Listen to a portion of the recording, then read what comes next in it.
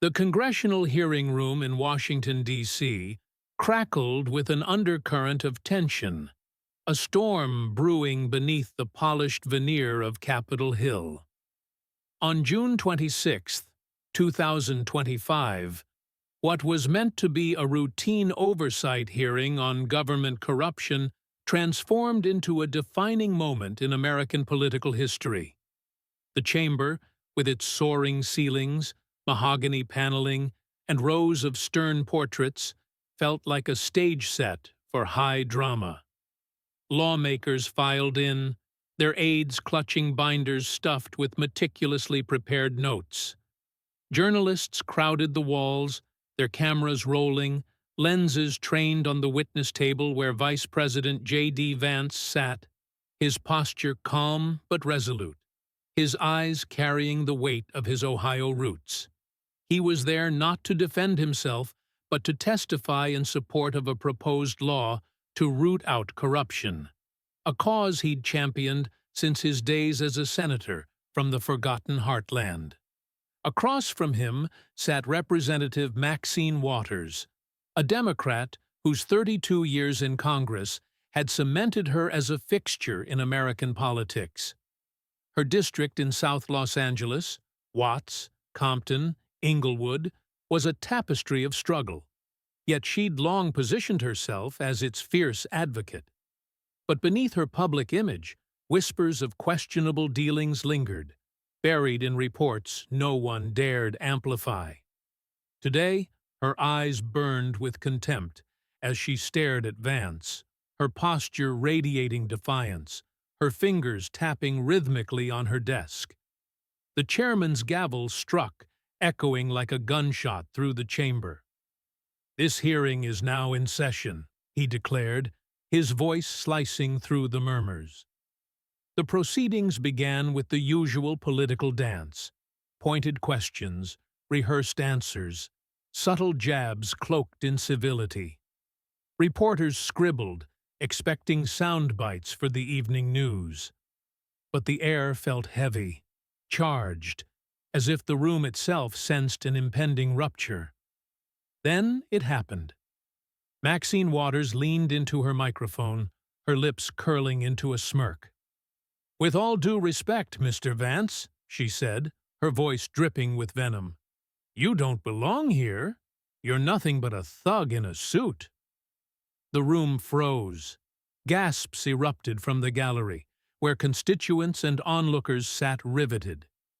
Aides stopped typing, their fingers hovering over keyboards.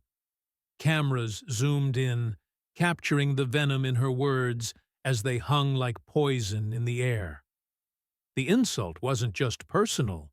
It was a calculated strike, meant to humiliate Vance and dismiss his presence. Journalists exchanged glances, sensing a headline that would dominate the news cycle. A few lawmakers smirked. Others shifted uncomfortably. Maxine Waters had drawn first blood, but J.D. Vance didn't flinch. His eyes locked onto hers, unblinking, the way a soldier stares down a threat, not with rage, but with a quiet, steely resolve.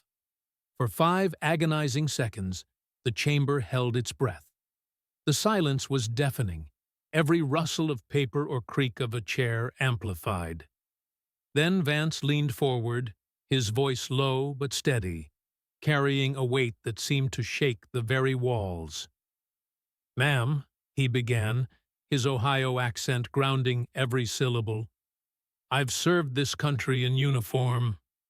I've raised a family in neighborhoods you'd never set foot in, places where hope is a luxury most can't afford. I've fought for Americans forgotten by the system, people like the ones in your district, who've been waiting for help while you've sat in Congress for over 3 decades? The gallery stirred. Whispers spread like wildfire. Maxine's smirk faltered, her fingers tightening around her pen. Vance's voice grew sharper, not loud, but piercing, each word deliberate. "You call me a thug? Let's talk about your record. Your district, Watts, Compton, Inglewood, has some of the highest poverty rates in the nation. Grandmothers can't afford their medicine.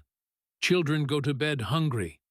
And yet, you've funneled millions in taxpayer money to businesses tied to your family, while your constituents drown in despair.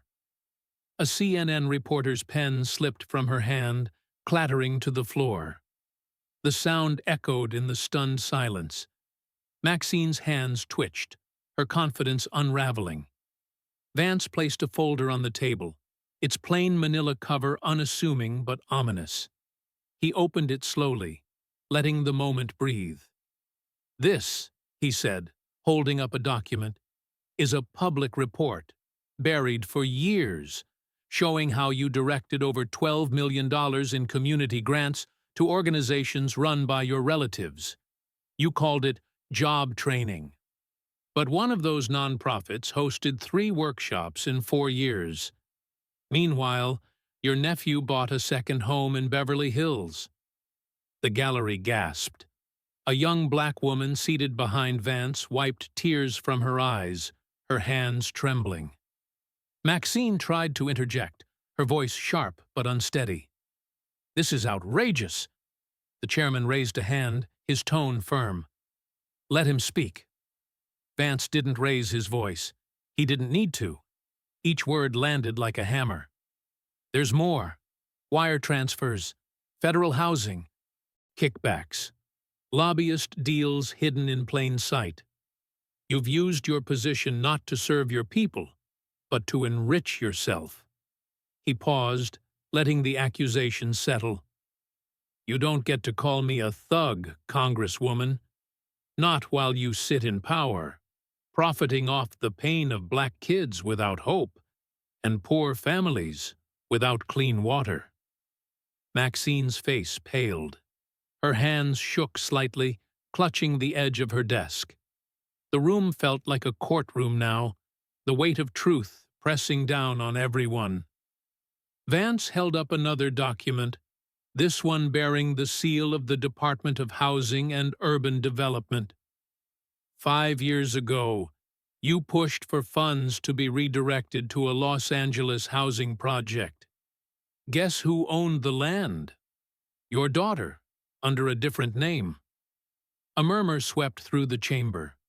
One of Maxine's aides ducked their head, avoiding the camera's glare.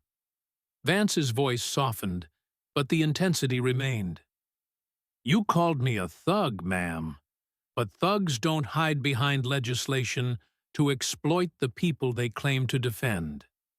They don't pretend to be righteous while pocketing what belongs to the poor." Reporters rushed out to file breaking news alerts. Social media was already ablaze, clips of Vance's response spreading across X, YouTube, and TikTok. "Did y'all see what J.D. Vance just did to Maxine Waters?" one user posted, the clip racking up millions of views within minutes. In Atlanta, a teenage girl watched the video on her phone, tears streaming down her face. "He's speaking for my grandma," she whispered, her voice breaking. Inside the chamber, Vance wasn't done. He placed another folder on the table, its contents meticulously organized. This file shows how COVID relief funds meant for small black-owned businesses in South LA were rerouted after a phone call from your office. Those businesses never saw a dime, but your campaign donors did. Maxine looked visibly shaken, her once commanding presence crumbling. The gallery was silent, save for the soft sobs of a woman in the second row, a former constituent who had testified before Maxine's subcommittee years ago, her pleas for help ignored. Vance's voice trembled slightly, not with anger, but with the weight of what he was saying. Your community trusted you. Mothers stood in food lines while your family held fundraisers at 5-star hotels. That's not leadership. That's betrayal. Then, in a moment no one expected, Vance's tone shifted. "This isn't personal, Congresswoman. It's painful. I grew up with nothing, in a place where hope was a luxury. I know what it's like to be forgotten. But when you turn your back on your people for power, someone has to speak." A young black reporter in the gallery wiped her eyes, her whisper caught on a hot mic. "I never thought a Republican could make me cry like this." The words echoed across the room, a testament to the raw humanity of the moment. Vance turned to the audience, his gaze steady. "This isn't about Washington. It's about the forgotten mothers in South Central who buried their sons while their leaders bought new watches." Maxine blinked hard, her lips pursed. Vance pulled a handwritten letter from his folder, his hands steady, but his voice soft. "This is from Tamika, an 11-year-old girl in your district. She wrote to your office twice, asking for help to get her grandma into a better home. No one answered. Her letter talks about roaches, no hot water, and a grandma too sick to climb stairs." He read the letter aloud, each word a quiet indictment. By the end, half the room was in tears. "This is why I came today," Vance said. "For Tamika. For the people you forgot." Maxine tried to respond, her voice shaking. "Mr. Vance, this is political theater. You're using children to make me look bad." Vance didn't let her finish. He held up a photo of Maxine at a ribbon-cutting ceremony for a luxury apartment complex. "You praised this as affordable housing, but 70% of the units went to out-of-state investors, not your constituents." A projector flickered on, displaying emails and bank statements tying Maxine's relatives to shell corporations. An aide behind her dropped a folder and fled the room, the sound of papers scattering echoing in the silence. "You didn't just fail your people," Vance said, his voice barely above a whisper. "You used them. You stood on their pain to build a throne of lies." The chamber felt like a graveyard, Maxine's 3-decade career unraveling before the nation. Then, breaking all expectations, Vance looked at her and said, "I forgive you." The room gasped. The words weren't said with malice or triumph, but with a sincerity that cut deeper than any accusation. "This isn't about hate," he said. "It's about healing. And healing starts when truth walks in and lies walk out." Quiet applause broke out, growing louder as the gallery rose to its feet. Tears streaked faces, not just from the audience, but from lawmakers who had never expected such a moment. Vance placed a final piece of evidence on the table, a whistleblower's report detailing missing housing repair funds in Maxine's district. "This came from someone who used to believe in you," he said. "They trusted you, and you let them down." Maxine sat slumped, her eyes glossy, her voice gone. Vance turned to the chairman. "I request permission to enter signed testimonies from former staffers who left your office over ethics violations." The chairman nodded. "Approved." One testimony, read aloud, was damning. "I was told to lie on expense reports, to redirect community calls to a voicemail no one checked." The words hung heavy, each one a nail in the coffin of Maxine's legacy. As the hearing recessed, the hallway outside swarmed with journalists and stunned onlookers. Did J.D. Vance just dismantle her career without raising his voice? A Capitol staffer whispered. A CNN reporter stood frozen, watching the clip replay on her phone. Even Maxine's allies were silent, their heads bowed. Outside, the moment had gone viral. Clips of Vance's speech flooded social media, shared by black pastors in Georgia, single mothers in Detroit, veterans in Kentucky. "He spoke for us," they said. In Los Angeles, elderly residents gathered in a community center, watching the hearing on a small TV. Miss Geraldine, 87, broke down as Vance read Tamika's letter. "That girl lives on my street," she whispered, clutching her chest. "I see her every day, carrying water for her grandma." Back in the chamber, Maxine returned after the recess, her steps slower, her eyes fixed on the floor. Vance took the floor one last time. "I know some of you thought this would be politics as usual," he said. "It's not. This is a reckoning." He held up a final document, his voice steady but soft. $4 million in housing repair funds, meant for Inglewood and Watts, disappeared while homes sat mold-infested and unsafe. This came from a whistleblower. Your whistleblower. Maxine began to shake. "This is a personal attack," she said, her voice quivering. "This is about destroying a black woman in power." Vance shook his head. "No, ma'am. This is about restoring dignity to the people you promised to protect. Being black didn't make you corrupt. Power did. And power without humility destroys everything it touches." The room gasped. Several lawmakers looked away, embarrassed. Vance placed Tamika's letter beside Maxine's microphone. "You never answered her. Maybe now you'll listen." As the hearing closed, the silence was deafening. Maxine avoided eye contact, her fingers tapping nervously. Vance looked to the gallery, where Mrs. Claudine Harris, a 72-year-old woman from California, sat dabbing her eyes. She had called Maxine's office 7 times after her ceiling caved in. No one had called back. "She's not asking for riches," Vance said. "Just safety. Just dignity." The audience erupted in applause, slow at first, then thunderous. Vance didn't smile. "They matter," he whispered. "Not me. Them." As he left the chamber, reporters stood respectfully, their usual frenzy replaced by awe. Outside, Mrs. Harris grasped his hand. "God sent you," she whispered. In Ohio, a retired coal miner watched the clip and murmured, "That man understands."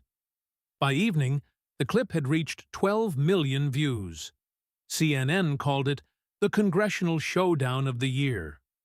Fox News labeled it a turning point. Even liberal commentators were moved. On The View, a host wiped her eyes. "I don't agree with his politics, but today he wasn't a politician. He was a voice for the broken." In South LA, a town hall packed a church with 300 residents spilling into the aisles. Sister Helen, a former Waters supporter, held a photo of her son, killed in gang violence. "I begged her for help," she said, her voice breaking. "That was 19 years ago." The room wept as Vance's words played on a small speaker.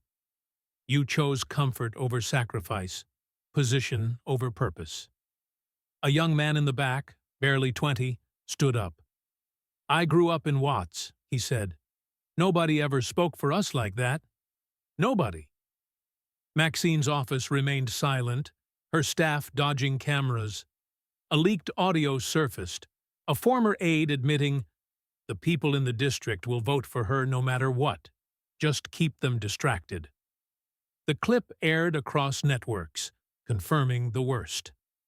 In Compton, a community organizer named Tyrone Fields stood outside Maxine's district office, holding a stack of unpaid housing repair requests from 3 years ago. "I begged them to fix Miss Ruth's ceiling," he told a news crew, his voice cracking.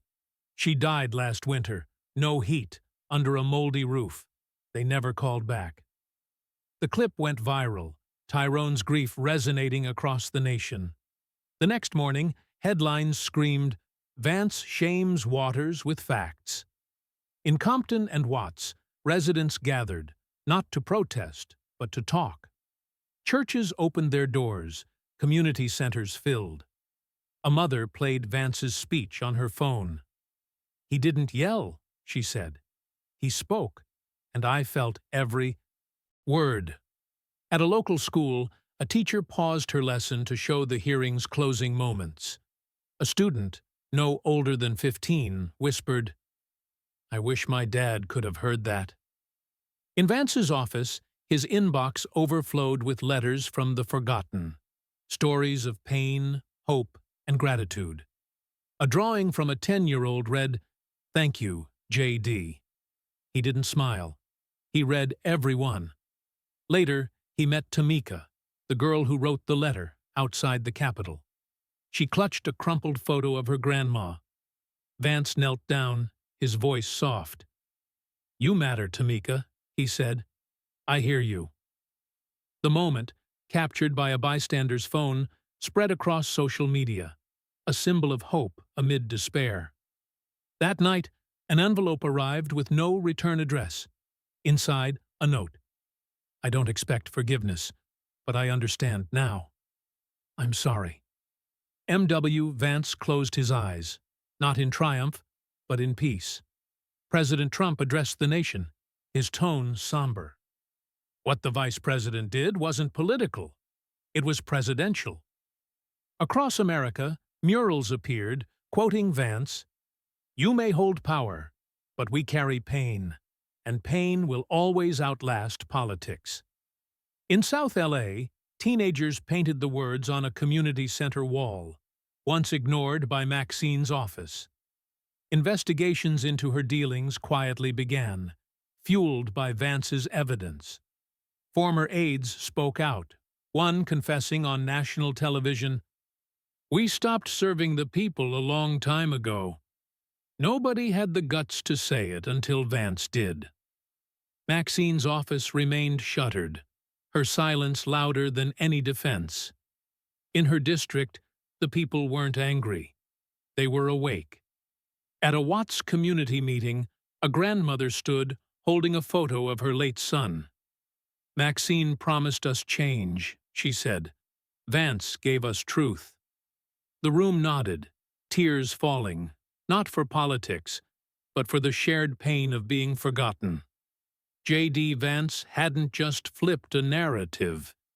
He had given a voice to the voiceless, and in doing so, he had awakened a nation. The truth had entered the room, and it refused to leave.